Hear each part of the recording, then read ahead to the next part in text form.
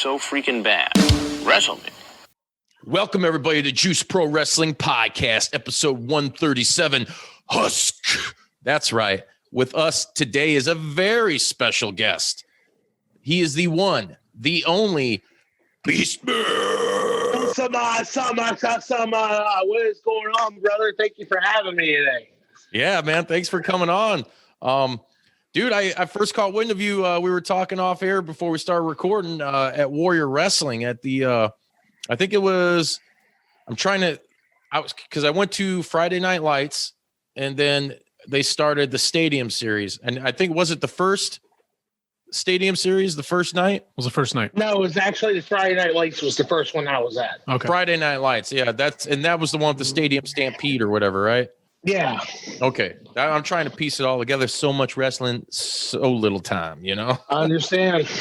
But yeah, we were talking off air, dude. We caught you there, me and Sredden, and I was thoroughly impressed. I know Sredden was. I was like, who the hell is this guy, man? Like coming out of nowhere, like with that how would you describe I guess essentially like a caveman, Cro-Magnon man gimmick, or well, the best way to describe Beastman is any way you want. Like I've tried to basically, you're correct, it is a caveman, but I also have gotten sideshow freak in the sideshow attraction in the carnival, Bigfoot.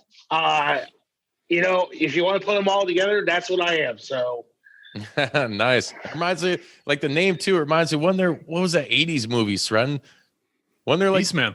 Beastman, like parts. He communicates with all the creatures, and he has a really beautiful blonde hair. I've never seen it. I'm gonna have to watch it for stuff. Oh yeah, pair of muskrats that like do all his unlock chains for him when he gets captured and shit. Hell yeah, that's pretty cool. This is not Beastman the movie talk. This is Beastman the pro wrestler talk. That's right. I was just wondering if that was anything. Now, when you were coming up with that. With this gimmick, was this anything you drew from? Because I see elements, and let me know if I'm wrong. Of like Bruiser Brody and the Berserker. Is there anything that you kind of drew from them, or am I totally just fucking stupid? No, well, you're spot on. So I'm a huge Bruiser Brody fan. So when I started doing the Beastman character, it was nowhere near that at all whatsoever. Yep. I started 10 years ago. And it kind of molded into to what it is now. Like I said, I mean, I took a lot of Bruiser Brody. Like 90% of my gimmick is Bruiser Brody. I'm not gonna lie. Not much from the Berserker because the Berserker stole from Bruiser Brody, so it's kind of the same thing. Exactly. And you put Kamala, Missing Link, George Steele, a little Cactus Jack, a little bit of Harley Race, and that's what you get, man. So. Totally, and I can see all of those. Beastman. Yeah, that's fucking awesome, man. I totally see that mix, and that's a good eclectic mix, man. Thanks, man. But in all honesty, though, how I came up with the idea of the character itself was Ace Ventura: Pet Detective, the second one. Yes, the better one. Yes, the better one. And I'm sure you both have seen it, correct? Oh yeah. Yeah. So you know what? Do you know the scene when he was fighting the African Savage? Yeah. That's where I got most of my stuff from. Like that one movie scene, it just clicked. With it was Tommy Davidson. I think. Tommy Davidson. The color, he's like crazy little motherfucker. Now that I think about it, is it did you build the same outfit? For the most part, because he had a really similar hood. Well, I gotta watch it again. He had like the bones in his nose and shit too. Like he was straight up like savage looking in that one. Yeah, I'm not gonna go that far because I don't want to get copyright infringement. So, right. What about this big ass bone that you carry with you, man? Is it somebody you didn't like along the way? You just kept a little piece of them, like. A reminder to your opponent, like, fuck with the Beastman, this is what you get? Well, funny story. Back to when I first started, like I said, I took 9% of my character from Bruiser Brody. I had the chain. I swung the chain. I've maybe have whacked a fan or a promoter or a ring announcer a couple times with it by accident. So I had to come up with something something that's safer. And my friend's dog had this giant ass bone. I thought about carrying like a big log, but in all honesty, the bone works a lot better. Oh yeah, totally. It totally fits the character well, man. except when you go through an airport and they check it, it's not fun. I did see that on your YouTube. So, and you're very versatile, man, as far as like we'll get into your like in-ring performance and all that here in a second, but I did happen to creep up on your YouTube channel and subscribe, which everybody should do right the fuck now. And so you're talking about going, through TSA and all that, and I saw that video with you had the bone in the bag, and there's like, how the fuck do you explain that to these people? It's not a human body part or anything. No, well, since you watched the video, when I went through the first time, I was coming back from St. Louis. So when I checked it, when I was leaving Chicago, I actually flew from Pittsburgh to Chicago to St. Louis. When I went to the airport in Pittsburgh, there was no big deal. They didn't say nothing. I go to St. Louis, they're like, what the hell is this? The lady's like, I even told them, I'm like, they didn't know what to do with it. It's like, am I allowed to take it on the plane with me? Because I brought it in, and there's no reason why I shouldn't be allowed. There's like, well, as long as it's clean. I'm like, all right, whatever. So. And another funny video I liked on there is I think it was at KFC that you you just barged in and took the guy's fucking meal. He ordered some chicken. You come in there and pick up the sign. You're like banging on the sign with the bone, like, because I want some chicken. And then you just take the guy's shit, like start eating, and then just walk out. Oh, that was kind of a. I was trying to think of things to do for the character, right? Because there's not a lot I can really do promo. I mean, I can do a lot promo-wise, but there really isn't a lot I can do. I can't talk like how I'm talking now. I can only go so far with that. So I had to up the ante a little bit. So I tried that a little bit. Got some buzz. They got a lot of buzz. But after a while, when the police gets called a few times, it's kind of hard to really so that was do shoot. other things. That was shoot. That was shoot. I thought it was, man, because the old lady was looking like, what the hell just happened here? Well, what's funny is that KFC is actually 4 blocks from my house. So I used to go in there and eat. And after that, I didn't go for like 6 months. And the day I go back to get something to eat, the manager, who was the lady at the counter, was there. She's like, you're lucky I didn't kick your ass out of here. So... Because I should have told her, like, hey, I'm putting your store on the map. This is a restaurant. Exactly. The thing got 200,000 views when I posted it on Facebook 2 years ago. So, that's how it kind of started with everything, just trying to get the wheels in motion. Yeah, and I feel like with the character, like character work like you have going on, I mean, you're right. You can't sit there and cut a promo and. Or maybe you could. I don't know if you read comics at all, but like, when Bruce Banner turned into the Hulk, he didn't say shit till it became like Gray Hulk and he got smart. What if there were these weird situation or something happened and all of a sudden, like, instead of, rambling and doing the cave stuff, then all of a sudden you're like, well, actually, and you get like intelligent. I mean, there's all kinds of stuff I feel like you could draw from, It just comes with time and the evolution of the character, my friend. You know what I mean? Oh yeah, exactly, man. So you mentioned though, starting, you're down in West Virginia or Pittsburgh? I live in Wheeling, West Virginia. Okay. So I don't know if you know anything about West Virginia at all. A little bit. Okay. So I don't want you to think I'm flipping you off or anything, but this is West Virginia. Okay. Like legit, if you look on a map, this is West Virginia. So I live here in the Northern Panhandle. Pittsburgh's like right here. Mm-hmm. So it's like literally an hour drive. My girlfriend lives in Pittsburgh. I'm usually in Pittsburgh on the weekends anyways when I'm not wrestling. So I consider Pittsburgh my home. Now, how the hell did this wrestling journey for you start? Was it as a kid? Was it just something one day you decided you wanted to do? Where's that inspirato come from for the Beast Man? Well, I left the gym one day eating a can of tuna and I saw a ring truck go past and say, hey, I'm going to do that for a living. Now, when I was a big fan growing up like everybody else. Like I'm 34, so I grew up watching Hulk Hogan, Undertaker, Gold Dust, Stone Cold, Mick Foley. I was a big Hulkamaniac, and then I became a big fan of Mick Foley. Not because of the hardcore stuff, just because of the characters and how he became Dude Love, Cactus Jack, Mankind. I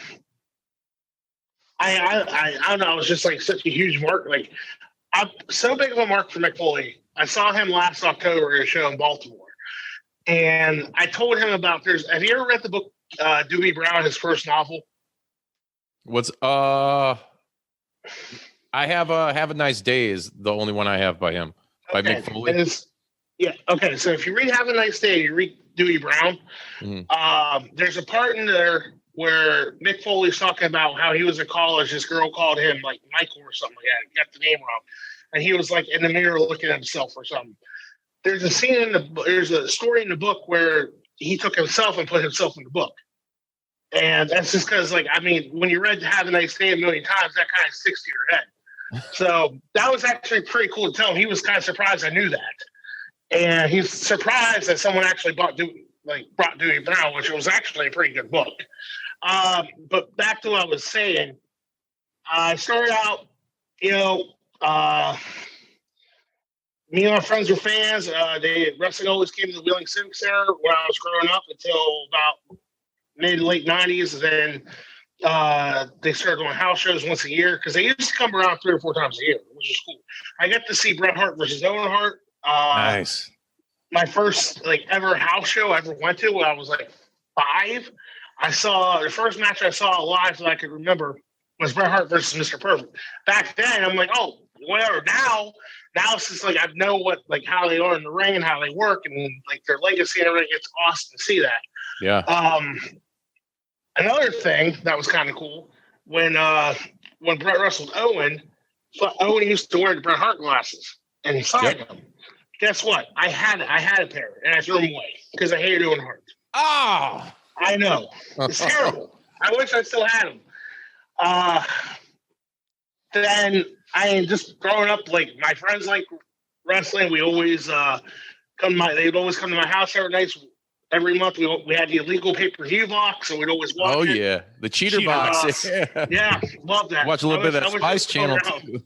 Yep, exactly. Watch a little Wet and Wild after the pay-per-view while mom's asleep. So that is. Then I got away from it for a while.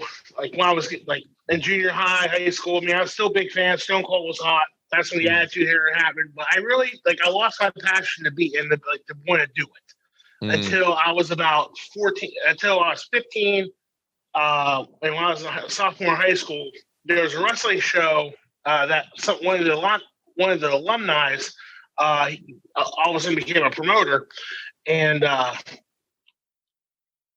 sorry, they ran a show and they invite anybody who wants to come.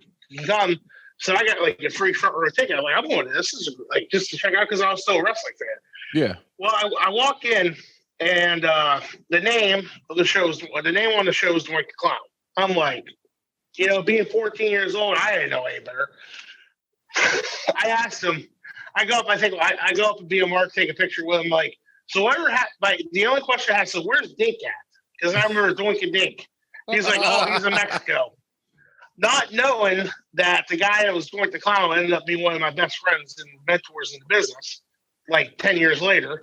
So, because there's Are we talking about the original? The original? No. Not Matt Bourne? Okay. Not Matt Bourne, unfortunately. It's Pittsburgh Doink. There's 1,000 Doinks. Yeah, there is. So I gotta send remind me. I'll send you a picture of West Virginia Doink. It's hilarious. So, anyways, guy comes out of the ring named Sweet Stevie Lee, gets on the mic. Oh, you fat son of a! He was just doing his gimmick.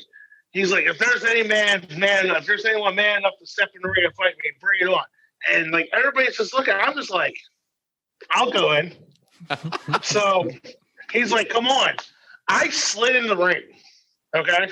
I actually got in the ring. He was coming at me, and security pulled me out and had to make me stay in my seat. They didn't kick me out.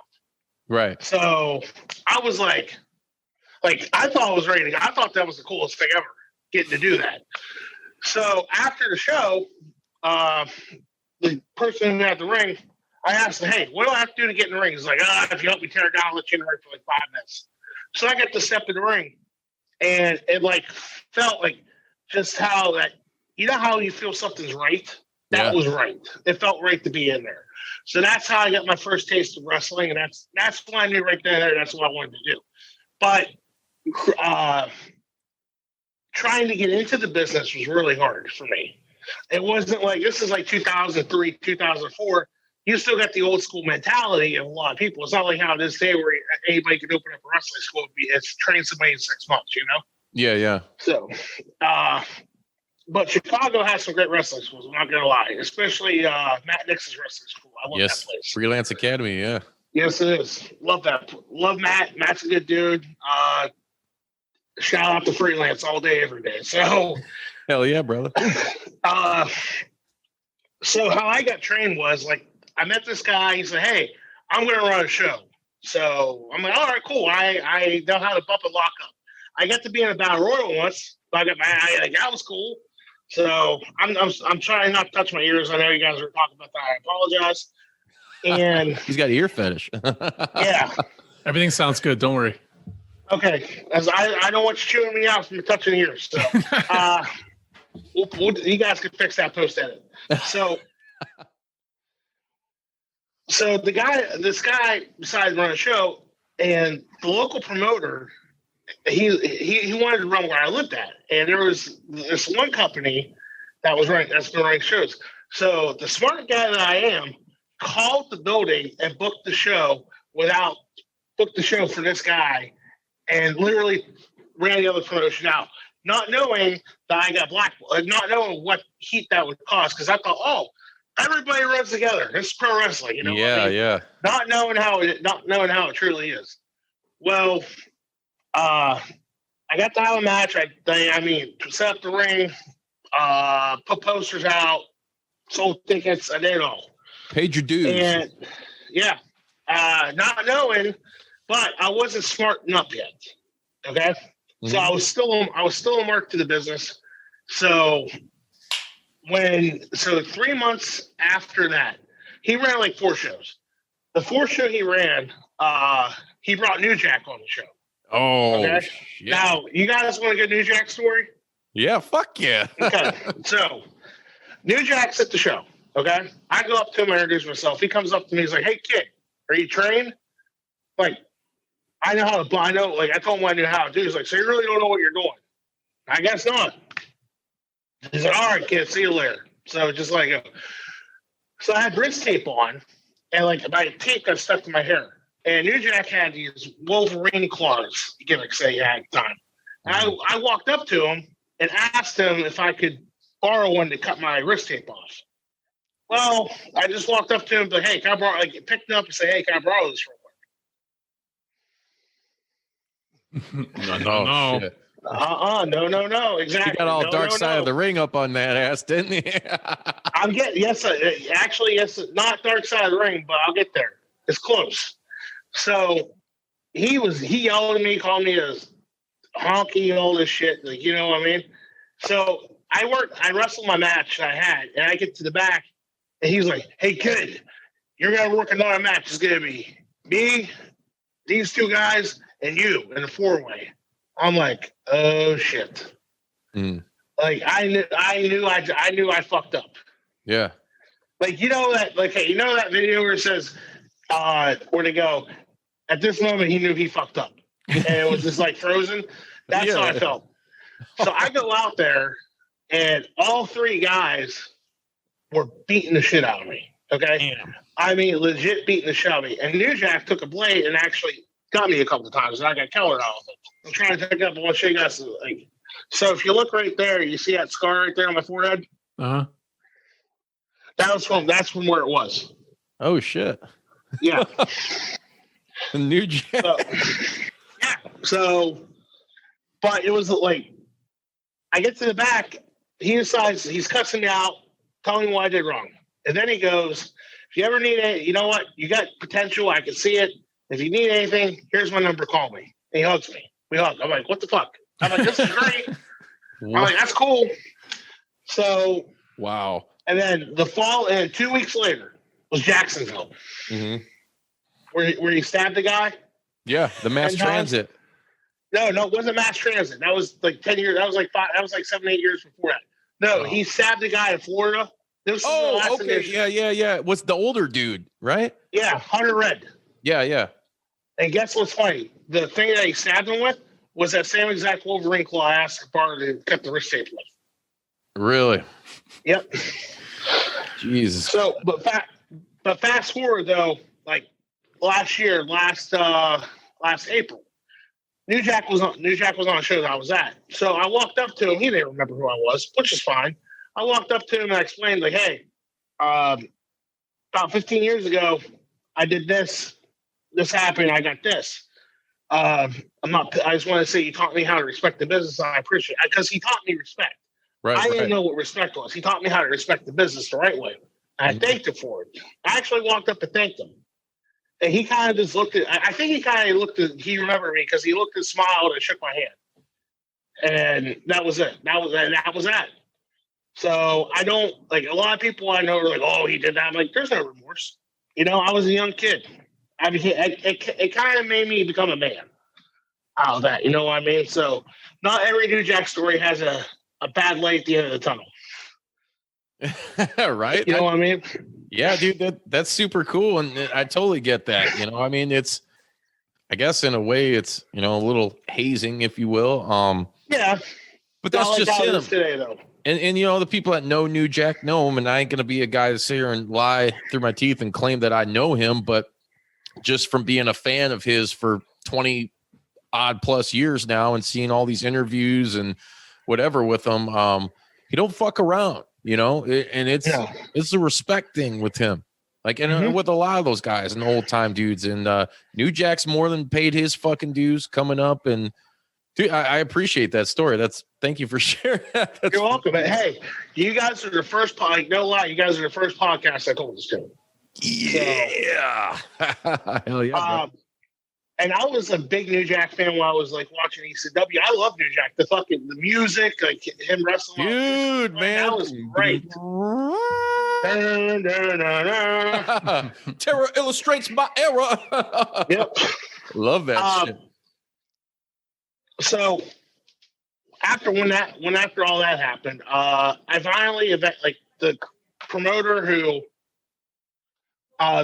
who I took their building from, he actually brought me in and started going. He hooked me up with somebody to get trained finally by. So I got trained. I learned my basics, but I really tell everybody, like, I learned my basics for him, but I really didn't learn. When I moved to Southern West Virginia for about 2 years. That's where I really got my training. That's where I really learned how to work. I went to Jimmy Valiant's wrestling school in Virginia for about a year. Yeah. So that's where I kind of got my education from. Also, I owe a lot to someone like who really that not a lot of people would expect, Necro Butcher. Oh yeah, I saw that you were a big fan of Necro Butcher, dude. I was a huge fan of him too, and I think he had a match afterwards, but it was either him or New Jack's final match. Like, this is probably 10 years ago now. Yep, it's on YouTube. I watched it the other day. Yeah, him and New Jack, dude, is fucking crazy. Dylan lives he lived 45 minutes south of me in Pine Grove, West Virginia. So I got the honor, and I say honor because it was an honor. I got to ride him to shows for about a year and a half. So that's what I really he took his time and taught me true psychology of my character and what to do, what not to do. If I did something, he called me a dumbass, which is fine. But that's where I really learned how to work. So and today he's not in the business right now, but I still talk to him. I still get advice from him. He's still he's still my mentor. He's the guy that I look up to. And a lot of my back to style of working, a lot of my style of brawling is from him. I'm not a deathmatch guy. You'll never see me do a deathmatch. I won't do glass or anything like that. Yeah. But I respect the guys that do it. I respect Schlack, Madman, Pondo, John Wayne Murdoch, all those guys. And that's just something I can't do. I love hardcore you wrestling. wrestled Matt Tremont, didn't you? Yeah, wrestled Matt Tremont in Jersey. No, actually in Philly I did. for the Bruiser Brody Cup about 3 years ago. So that was pretty cool too. Hell yeah, man. You know, one thing I can say is I've got to do a lot in my career that for someone that's never been signed to a major company, I've got to do a lot, and I'm pretty happy with how it's been. So yeah, that's honest truth. Yeah, and I mean it's goals, and not everything has, like I play in a band and stuff, and we've done a couple tours and put out albums and stuff. Now we haven't taken over the world, but I don't know. I don't even think I could fucking deal with something like that. If something like that came, I couldn't be like Beatle or Nirvana level, like famous. It would probably bother the shit out of me, and I'd fucking jet, but I'm very proud of the goals that I've accomplished to be able to be in a band that has put out music and tour and go around in and out of the country, so something like that. And like I said, never been on a major fucking label. I've never signed with Geffen Records or Capitol or any of that shit. And it's very much like what you're talking about, Yeah.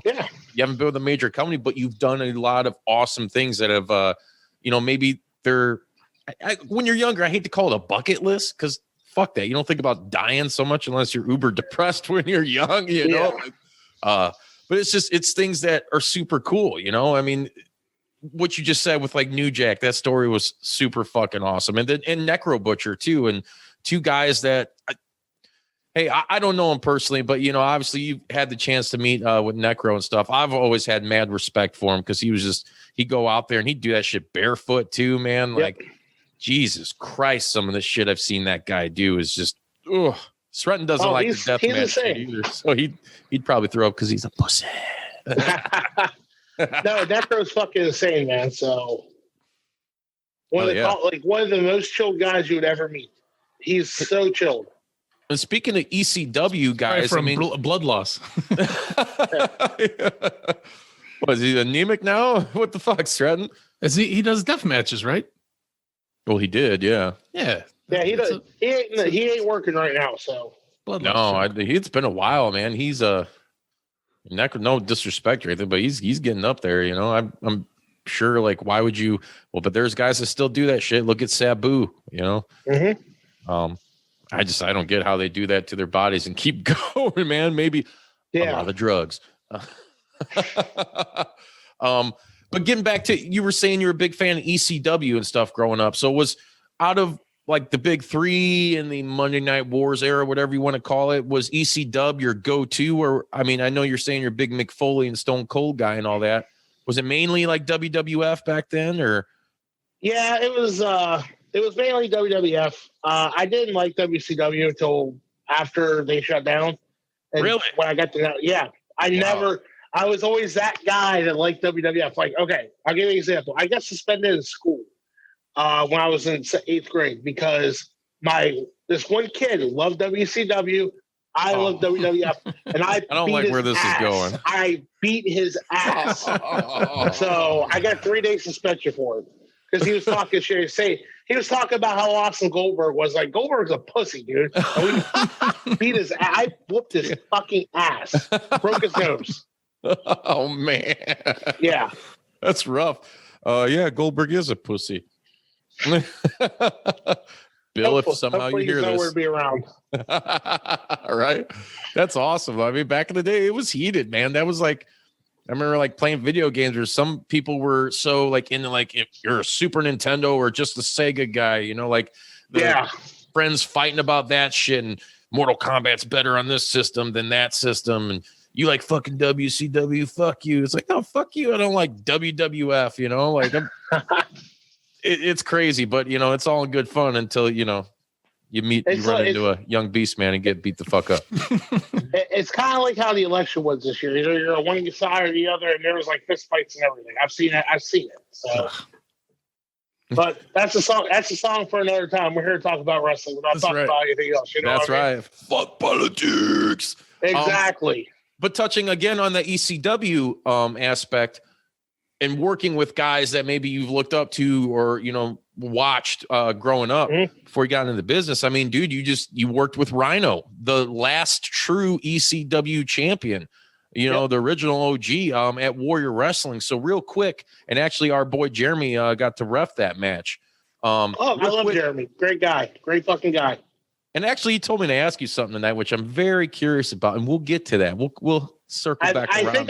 I think I know where you're getting with this. So I hope you do. But take us through that match, and before you get into the match, take us because for people out there that may have watched on Fight TV and that are in the Chicagoland, Northwest Indiana region where we're at, that didn't know you were supposed to get Lance Archer versus Rhino. Lance, contracted COVID at the time, was able to unattend, and you just come off that huge win in that stadium stampede. So I mean, it's awesome. Just let us know how that worked into that. Like when you found out you were going to get that match, what was your reaction when you got it, and maybe take us a little bit through the match if you don't mind. Well, a lot of people don't know about this, but I actually got injured in the week before in the other scramble match where I tore my calf muscle. That's why you had the tape. I noticed you had the tape on your left leg, I think. Yeah, exactly. So my doctors thought it was a torn Achilles tendon at first. Ooh. I'm like, there's no way. So I get the call on Friday about doing it, and you know what? Steve called me. He's like, hey, Rhino needs an opponent. We want you. I'm there. The man beast versus beast man, dude. It fucking writes it, books itself. Exactly. So I packed my bags, drove to Chicago that night, and tore it up. So, I mean, it was cool. I've been on shows with Rhino before, but we never got to wrestle. And just being in there, just getting that opportunity was so awesome. Especially, it sucks that I lost, but taking the gore, that's one of the greatest things ever. It hurt. Yeah. I mean, there ain't no shame in losing, the Rhino, a legend that's still going. Dude, it's fucking weird because I remember, and I told him this, I've seen him. He comes around here quite often. Well, he used to in the last decade or so. But I remember being in South Bend, Indiana back in, I want to say this was 1997 or 98. So this was probably even before, it definitely was before he got into ECW. And it was I don't remember what the promotion was. I remember having the fight card. They did it like the old school wrestling cards, and they actually printed out big, 11 by 17 posters. I remember having that, and it was, they were the marketing genius on this. It's hilarious because they marked it down. And mind you, this is the time where WCW is really white hot. The Giant versus Rhino. And I'm like, holy shit, the Giant's coming out here from WCW? Like, what the hell is this? And we get there, and we see the match, and I forgot what the hell the guy's name was, but it was like the Giant something. But they didn't put that on the card, because they're trying to sucker people in. He was just some tall old ass man, dude. And I remember Rhino just beating the shit out of this guy, dude. And it was fucking awesome. And so the first or second time I got to meet Rhino, it just has sprung in my head. I was like, hey man, dude, I remember seeing you in South Bend, Indiana, before EC Dub and all that, in the late 90s, dude. And dude, he remembered it all. I was like, oh yeah. And it was just a super cool moment. That's really cool. Was there anything he said to you after the match? You guys talk? Did he give you any tips or pointers or fuck yous? Yeah. He gave me some good advice. He likes my style in the ring. So that's really it. And just going from there. So speaking of your style in the ring, for a guy your size, dude, you move pretty fucking fluid, man, which is super awesome, dude. And I'm flattered. Thank you. No, it's cool because it harkens back to the days where you get your bigger guys, and even the super super heavyweights like Yokozuna, who was a guy that I don't think he could maybe do the flips and shit, but you would see some of these weird kicks and stuff they would do is kind of agile, especially for a guy that was probably well over 500 pounds. Absolutely. And especially towards, the end, right when he got fucking fired or released or whatever. But, guys like Bam Bam and stuff that were they were big. They were super heavyweights and they could just move in the ring, dude. And it's great to see the athleticism in guys like that. And dude, you're coming off the top too. It's fucking awesome, man. And it's cool watching, it's almost like an intimidating thing. You see this guy, this fucking essentially this savage caveman coming off the top who's fucking huge. Like it's just it. I don't know, man. I like it. It's got a lot of old school elements to me and a lot of new school Thanks, shit. man. Very appreciative of what you're able to do in the ring, man. I appreciate you guys enjoying it. That means a lot. So, I was just always thought to be different in the business. Like I grew up playing football. I've always been athletic. Even when I was right now, I'm in my low fours back in the day, and I'm still able to do the stuff I did when I was 10 years ago. So I used to be able to do a springboard, but I don't do that anymore because I can't jump as high. So yeah. Oh man, damn. That's fucking awesome, man. What's one of the what would you say so far in your career? Because you said you've wrestled now for 10 years, right?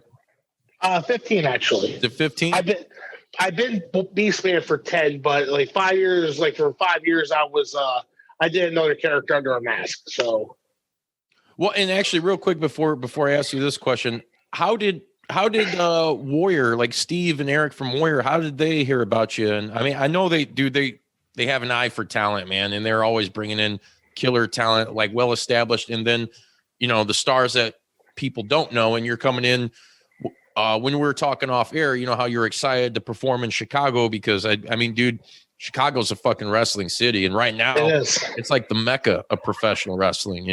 I mean, everybody from WWE to AEW, MLW, all freelance Warrior. There's Black Label pros around the area. GCW comes out here, and the list goes on and on. How did that happen? How did you guys get acquainted? 2 words: Sam Adonis. Oh yeah. There you go. Me and Sam outside wrestling are good friends. So I've known Sam. Sam has known me. Sam knew me before I even got into wrestling, just because of my earlier days. Yeah. So me and him became friends over time, and he's helped me out a lot over the last couple of years since he's been home from Mexico. And he's one of those guys I consider a mentor. So because he's been all over the world, he's done everything that I want to do. So it's just, if I'm going to do it, there you go. That's the guy you need to listen to. And he called me one day. He's like, hey, I asked him, hey, who do I got to talk to about sending my stuff to Word? He gave me the email. He told me to talk to. I sent my stuff to Steve. Then back in June, he's like, hey, you want to go to Warrior? Let's go. No questions asked. Let's go. So that's how I got acquainted with him. Now, how did you come across Warrior through Sam? I just by watching his videos, honestly, just by watching videos on Facebook of what they do. I just love the setup. I love the talent they brought in. The crowd was passionate. That's what I look for. Like whenever I try to get, where I try to find work in new companies and stuff like that. It's just how their fan, because in wrestling you got your certain type of groups. You know what I mean? You got your deathmatch group, that your GCWs that more focused on their deathmatch wrestling. Right. And ICW, and then you got places like Warrior, that's a mix of new and old, new school, old school. Then you get AML in North Carolina, who is old school, new style. Then you got your lucha shows. Like you got a mix of everything. If you look at AEW, that's like their style. Like WWE has their style. Ring of Honor has theirs. Wrestling in general is like, you got so many different varieties of it now. It's not like how it was like back in the 80s and 90s. Oh yeah. Which is great because like I love all of wrestling. I love pro wrestling. I love it all. I love seeing Madman Pondo getting hit with light tubes. I love watching Me too, especially after he ghosted us. Yeah. Look at that Pondo. I remember. I love the Rascals, watching their stuff, like watching their matches. They're great. I love watching Sam wrestle because Sam tells a story like no other. Yeah, one of the best unsigned talents in wrestling. He needs signed somewhere. I keep telling him all the time he's going to be signed in 6 months, and I still hold it. It's been 4 months now, but he's getting he's going to get signed. I know he will because he's active. I agree with you. I do too. So, he's been a huge. I mean, there's a lot of talent I love seeing when we go to Warrior, but and I've had a chance to talk with him a couple of times for brief moments. He's super nice guy. it just like you said, his storytelling, in-ring work, and psychology, it's fucking amazing. And he's a student of the game. I mean, he knows so much from being a young wrestling fan and just watching all this different stuff from like Japan and Mexico and all this crazy shit. Like, definitely a student of the game, man. Oh yeah, and it's good. It's nice to be able to learn from him. You know, Oh yeah, I'm like, even like age-wise, I am older than him. So, but it doesn't. That age is just a number, man. You know, that's like right. if there's someone that comes up to me, it's like 10 years younger than me, and can teach me something. That's awesome. I appreciate it. You know. Yeah. So, yeah. like, So, go ahead, brother. I was gonna say like Sam has his style, I have mine. You know, I mean, but when we mesh, it's good. You know, that's the one thing I like about him, because he can make any style. He like, that's why I try to do like what he does. He meshes his style with other people's, and that's what I try to do. So, and it just, I can't put the guy over enough. He knows. When he listens to this, he knows how much I love him. So, but that's my guy. So, I'm going to get back to this one question I wanted to ask you now that Jeremy. Ask him about this. So, what's up with these Beastman condoms? Are they sheepskin? oh, okay. I threw you off. Did you not? Was that not what you were thinking I was going to ask you? No, it was not. So I thought you were going to ask me a Hamilton question. So, because me and him both like Hamilton. We were singing the Prince. We were singing Prince, the King George song, like at the last show together. So, Jeremy. okay. So the condoms. You gotta stay safe, man. Absolutely, especially during this time, you never know what's going to happen. I'm just trying to ask because I just had another kid and I don't want any more. So where can I get some fucking Beastman condoms? Condoms. So I tried to sell it. Like, I never realized how over Beastman was. I'll be honest with you. Like, I never thought I would be able to sell merchandise or anything like that. But it's like every year I always buy a brand new. Like, I always get, like, now, like last year I loaded up. Get out of here, cat. Sorry, my cat was trying to get in the way. So, so for as popular as I am, I sell pretty good amount of merchandise, which I never thought I'd be able to do. So last year, like, my girlfriend makes like half my stuff. Like, she makes my beanies, my stickers, and all that stuff. Nice. So she's great. Best thing ever happened to me. Probably gonna marry the woman eventually. Don't know when. So, but love you, baby. That's if she listens. She probably won't. She hates wrestling. Oh, come on, girl. Come she on. hates wrestling. That's what I say. Well, okay. When I tell you this, I got to tell you that this is a good story too. So, but back to the condoms. So I'm just like, what? Like, someone said something. Like, okay, Tiger King. That's how I came up with it. You guys watch Tiger King? Yeah. Oh yeah. So, Carol you know Baskin, how, fucking bitch. that fucking bitch. She is a fucking bitch too. So he was running for governor. Okay, Yeah. You know how he was like running for governor? He had Joe Exotic condoms. Yeah. That's where I got the idea from. I'd say if he can sell condoms, so can I. So we go on. So this is the name of the website, customcondoms.com. Okay. Really? Yes. That's the name of the website. We just ordered 50 of them just for shits and giggles. And then the fucking shutdown happened. And I never was able to sell any. So I just give them away. So, but they're a good conversation piece. Yeah, hell Like yeah. right now. Jeremy was trying to find his, and I'll just let you know he couldn't. And I'm like, man, you must have blasted one off. You got bored or something. Didn't use that thing. No, I didn't, man. Shame on you, Jeremy. I'll have to give you one next time I see you. So, hell yeah. Speaking of merch and stuff, like, is there? I mean, obviously, being a wrestling fan, you want to see yourself as an action figure someday, right? Yeah. Would that be cool, or you don't really care about shit like that? you know what? I would. I'd love to be an action figure. I think it'd be the greatest thing ever. Oh yeah. I really did. That's like a goal. now outside of the wrestling gig, like what does the man who is the beast man, Wes, what do you like to do as far as like outside of wrestling? Like what are you into, like maybe music wise, in the gaming? What kind of shit do you get into outside of pro wrestling? I watch a lot of porn. A lot of porn? Yes. No, Me too, about 2 minutes a day. That's a lot for me. Outside of wrestling, I am a very accomplished bowler. So I'm a state champion in Ohio. No shit. So that's pretty cool. I love golf. I love the golf. Very bad at golf. So I love sports. I'm a huge Miami Dolphins fan. Not ashamed of saying it either. Love baseball. I'm trying to think.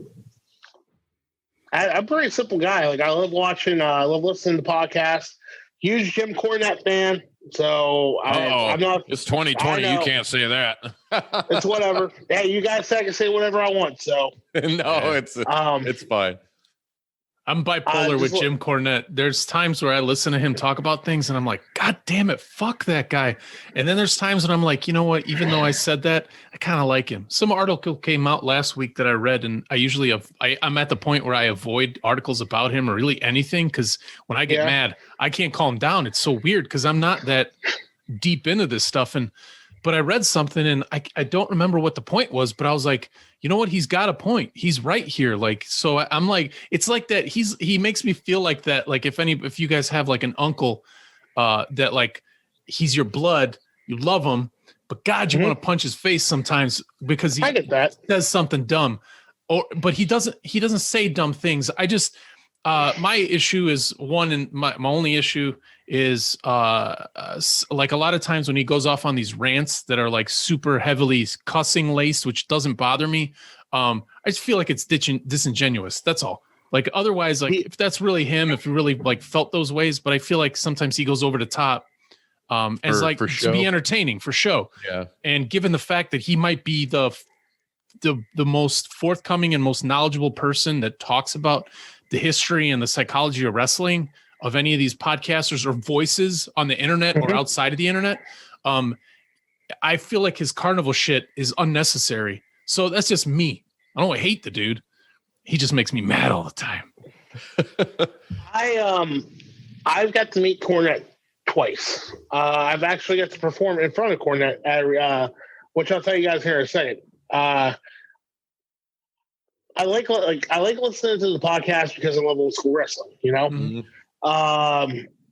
That's why I listen to it. It's not because I'm a fan of it's not because, it's Jim Cornette, blah, blah, blah. No, I like listening about old school wrestling. Me too. He was there for a lot of that shit. Yeah. I hate some of the stuff he says about AEW is funny. Not all of it. You know what I mean? So it's whatever. I know, I love AEW. I think it's a great product for what I'd love to work there someday if I get the chance to. When he was talking, the one thing I hated about what he's done is the stuff about G-Raver. I know G-Raver. I know Brandon. Yeah. I've known Brandon for years. Great guy. We were there when that happened. You're talking about when he fucking cut himself. He's like, who's this stupid fucking deathmatch guy at a show? Cuts himself, has to go to the fucking hospital. And he was being like a dick about the whole situation because that was at the 2 Cup Stuffed, I believe. Yep. And he was wrestling Jimmy Lloyd that night. Mm-hmm. You know, accidents fucking happen, man. Yeah, they do. They do. But you don't need to go off and fucking bury. You don't know Brand. You don't know G-Raver. Right. G-Raver's a great fucking dude. Okay? He didn't have to go off like that. I know Stephen P. New. Believe it or not. His attorney. I know him. He bought a board game off me last year, which was kind of for $200. So it was the Gordon Soley. The Game of Life? No, it was the Gordon Soley wrestling game, trivia game. So, no shit. Yeah. That's awesome. So see, I got nothing personal against him. You know what I mean? Personally, he's never done nothing wrong to me. Right. But I'm glad that Raver won his lawsuit against him. Yeah, that was the happiest thing I ever heard because the guys that were in it, Bill Molnar, Indie Connection, I know him. Great dude. David, his attorney, Flawless, great dude. I'm glad they won. Yeah. Brandon deserves it. And I hope to God he makes all the money in the world with those shirts. I really do. Right. So I hope he makes a ton of money off because he deserves it. So he didn't deserve to be treated he did not deserve to be treated like that.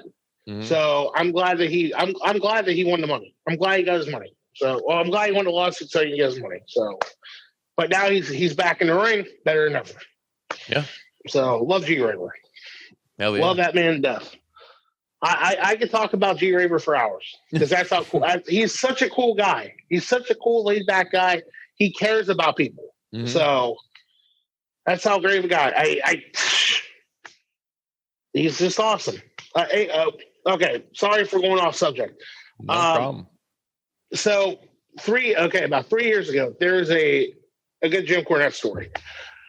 This one company probably be a great idea. That this one company decided to do a reality show pilot with Jerry Jarrett.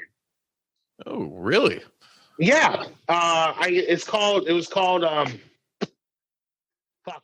Shows you how much I remember. I'll Google the word fuck later. We'll see what comes up. Okay. So it was basically American Idol for pro wrestling. Like it was Jim Cornette, BB, and Robert Parker. Those were the three judges. So you had 2 minutes to go out there and wrestle with your opponent. And if after 2 minutes, if they thought you sucked, they blew the horn. Yeah. So thankfully, I was one of the most over guys on the show. He loved my stuff. So it was kind of cool getting put over by Jim Cornette on a microphone in front of a live crowd.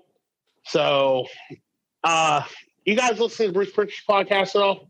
Occasionally, yeah. Okay. Have you heard the Jerry Jarrett stuff? I have not. Okay, so Jerry Jarrett, when Bruce is on the podcast, goes, huh? That's how he. Oh, okay, yeah. All right, I got you. So I'm sitting there actually talking to Jerry Jarrett, and he was bringing up Kamala, and I said something, and he does that, and I just start laughing, like I lost it. I couldn't believe it. Like I couldn't believe he said. I thought it was all like just him being a dick. No, that's how he talks. So like, holy shit, this is fucking great. But Jerry Jarrett's they're all great people, man. Like I think everybody in the wrestling business is great because we all are in this for the same thing. We love what we do. You know what I mean? Even the guys that even the guys that are considered idiots, don't know what the fuck they're doing. I still love them because they're trying to do the right thing. They just didn't learn it there, you know? So. Well, that's a good attitude to have, man. You know? Yeah.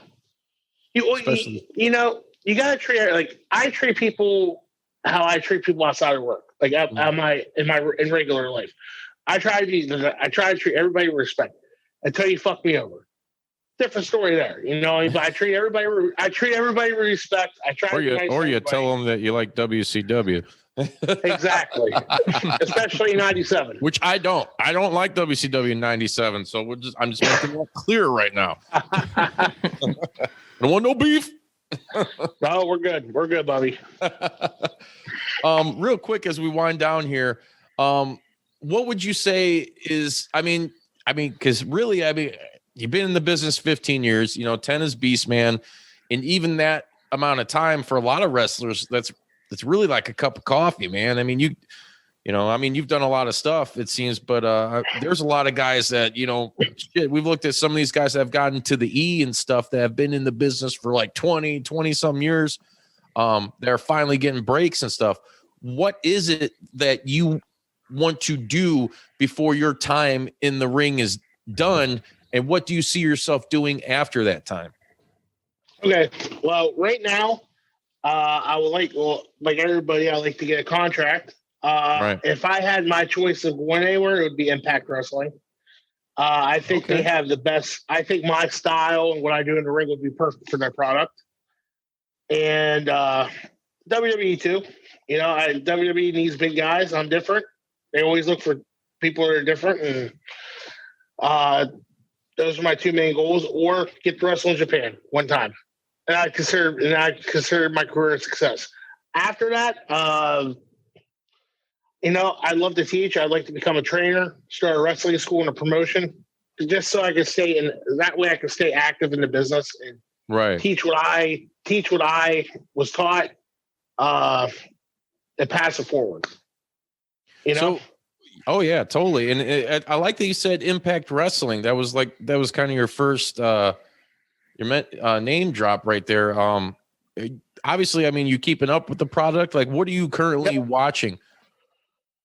Well, I know it's a hell of a lot, dude. It's kind of a loaded question because there's like a gazillion fucking things going on right now, but especially what Impact is doing right now is pretty baller. Well, I watch wrestling maybe once a month, and I take a Sunday and I watch all Impact shows in like 1 week, one day. Like it's like 4 hours, so I'll watch it on a Sunday. Other than that, I don't watch any of the current product. That's like if AEW is on Wednesday when I get home from working out, I'll catch that. Mm-hmm. But normally, I don't have time. I don't have time. When I do watch something, it's either coming through my newsfeed on Facebook or I'll watch some old stuff on YouTube. That's really it.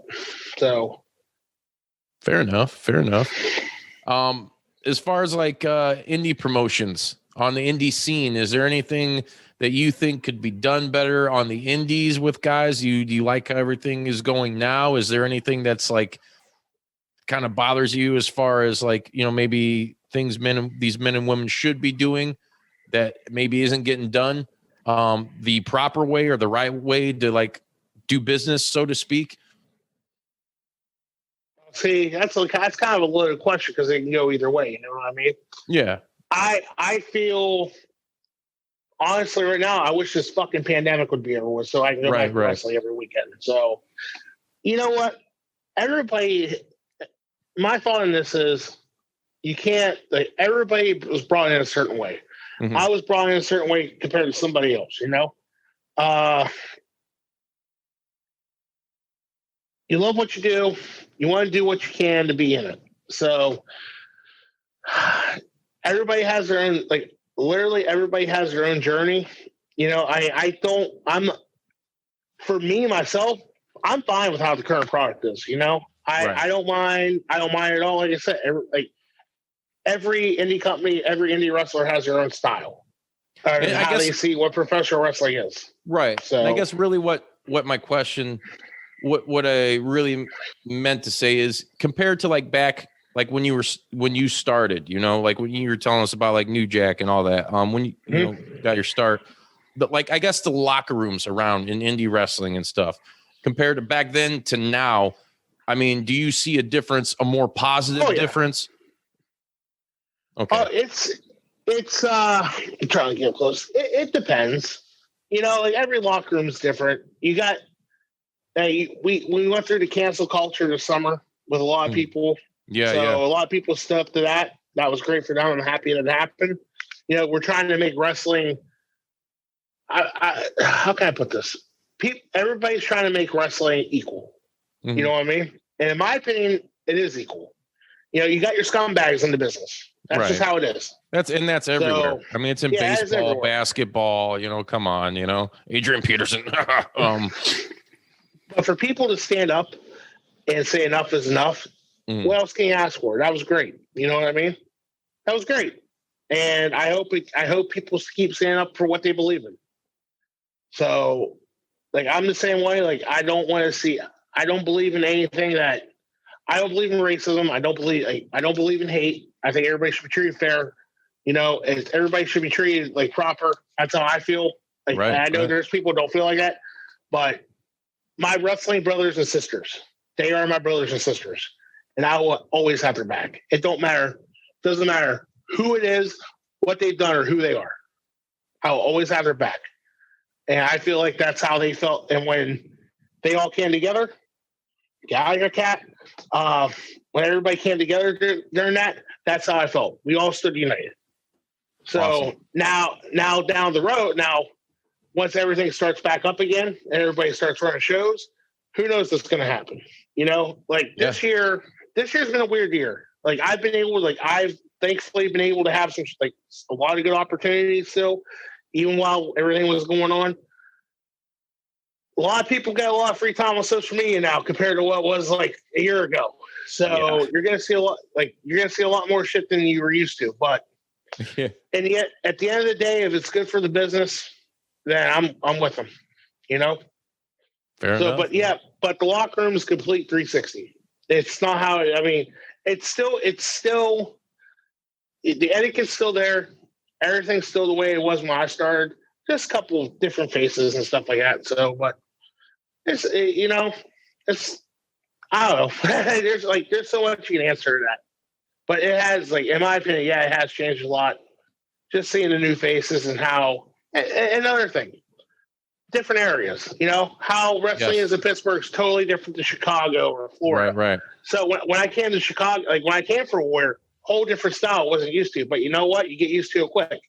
Oh, so, you get used to that. The buffet they give you and all that. I'm trying to stay away from that stuff. So, but no, the buffet is good. Yeah. It's just it's different everywhere you go. So, right. So to really answer that question is like everybody's on the same page with how the business is. But like I go here, you go here, it's a whole different world. Right. Yeah, it's totally circumstantial. Yeah. Well, where can people, before we end here real quick, where can people find merch and stuff? I mean, you got a pro wrestling tee shop or anything like that? I do have a pro wrestling tee store, but I tell people if you really want to get a t-shirt, contact me directly, especially right now because how definitely the way busy because how busy they are. And but and you pro get wrestling tees.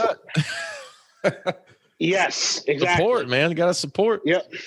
So if anybody wants merchandise, direct me on my Facebook or you can go to my page at Beastman Husk, Twitter, Instagram, YouTube at Beastman Husk. I mean, I don't know how easy that could be. It's so simple. A child could do it. Yep. If there's any promoters out there that are interested in bringing in Beastman, beastmanhusk@gmail.com. That's right. You got to do it, and you got to do it well. Well, Beastman, I really appreciate you coming on the show tonight, man, and letting your stories out and sharing them with our audience because it's super cool, and I love being able to bring guys on here and for the fans, for you to gain new fans and followers, obviously, but the ones that are acquainted with you to get to know you on a little more personal level, because I mean let's face it, when we were all kids, like you're talking about Hulk Hogan, everybody or we're all sitting there like, God damn, wouldn't that be cool to hang with the Hulkster for a day or something like that? Hey, I still wish I wish I could still hang out with the Hulkster for a day. Anything's possible. So, brother, man, that would be awesome. But thank you guys for having me. I hope I gave you guys something to listen to. I mean, I'm always more than welcome to come. I hope you guys welcome me to come back because there's still more of the story that you guys haven't heard yet. So, thank you guys very much for having me, and I hope to see you guys at the next Warrior show here in a few months. Oh, for sure, brother. And hey, our doors are always open, man. So if you're feeling froggy, you got some ideas, just hit me up and let's absolutely, get it man, brother. All right. Thank you, everybody out there listening, thank you for tuning in. If you're watching on YouTube, be sure to hit like and subscribe and ring that fucking little bell down there and let us know what you think in the comments. And for those of you downloading on Stitcher, iTunes, iHeartRadio, any of that podcasting platform bullshit, leave us a rating and review because you want to, and it's the right thing to do. Until next time, we love you, and everybody be sure to follow Beastman because he's the shiznit. Yeah. Husk. That's right. Wet 'em up.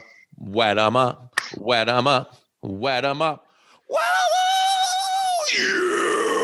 I'm so hurt for Beastman is fucking insane. We love you. Thanks for tuning in.